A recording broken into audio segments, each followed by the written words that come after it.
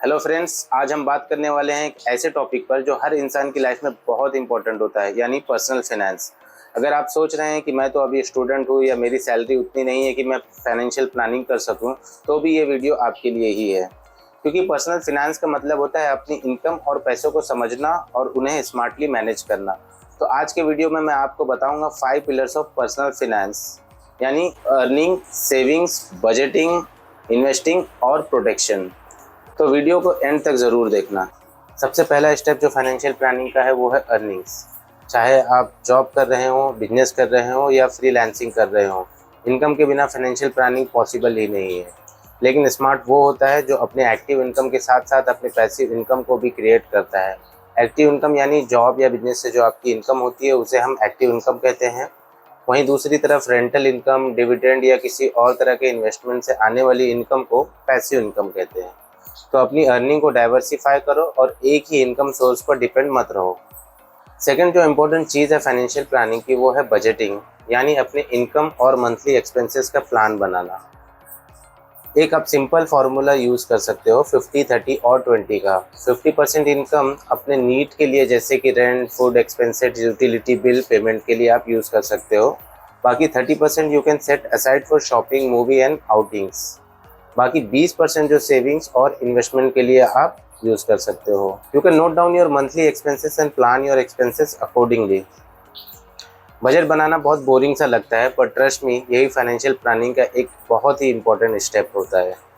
Third and most important चीज़ है savings.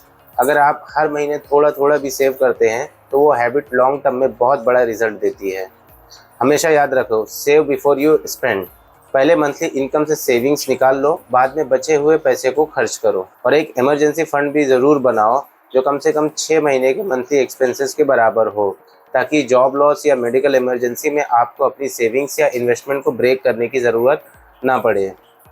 Bank savings account में interest 3 to 4% ही होता है, इसलिए बचा हुआ पैसा हमेशा इन्वेस्ट करना सीखो, जो फाइनेंशियल प्लानिंग का एक बहुत ही ज़्यादा इंपॉर्टेंट स्टेप होता है।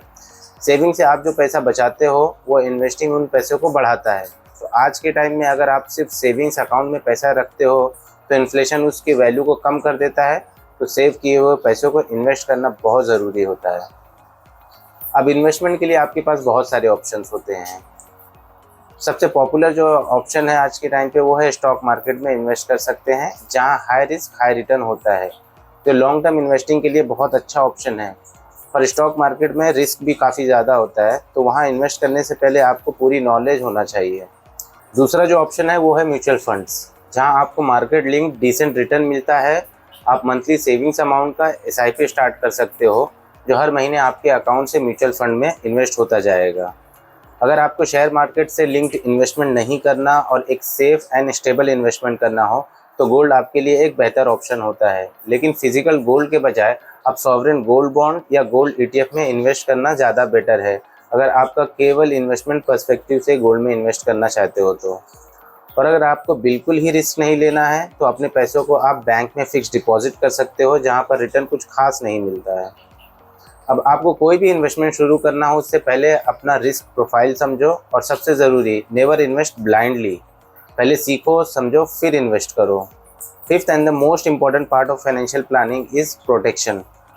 पैसे को कमाने और इन्वेस्ट करने के साथ साथ प्रोटेक्ट करना बहुत ज़्यादा ज़रूरी होता है। प्रोटेक्शन का मतलब है health and life insurance. Health insurance और लाइफ इंश्योरेंस दोनों बहुत ज़रूरी है। हेल्थ इंश्योरेंस आपको मेडिकल इमरजेंसीज में आपकी सेविंग्स या इन्वेस्ट किए हुए पैसों को बचाता है, और टर्म इंश्योरेंस आपकी फैमिली को एक फाइनेंशियल सिक्योरिटी देता है अगर आप नहीं रहे तो। इंश्योरेंस प्रीमियम को आप एक्सपेंस की बजाय फ्यूचर इन्वेस्टमेंट की तरह ट्रीट कर सकते हैं। तो दोस्तों, ये थे 5 pillars of personal finance: earning, budgeting, savings, investing and protection. अगर आप इन 5 हैबिट्स को अपने लाइफ में अप्लाई करते हो तो फाइनेंशियल फ्रीडम सिर्फ सपना नहीं रहेगा, रियलिटी बन जाएगा। अगर आपको ये वीडियो पसंद आई हो तो लाइक कीजिए और चैनल को सब्सक्राइब करना मत भूलिए।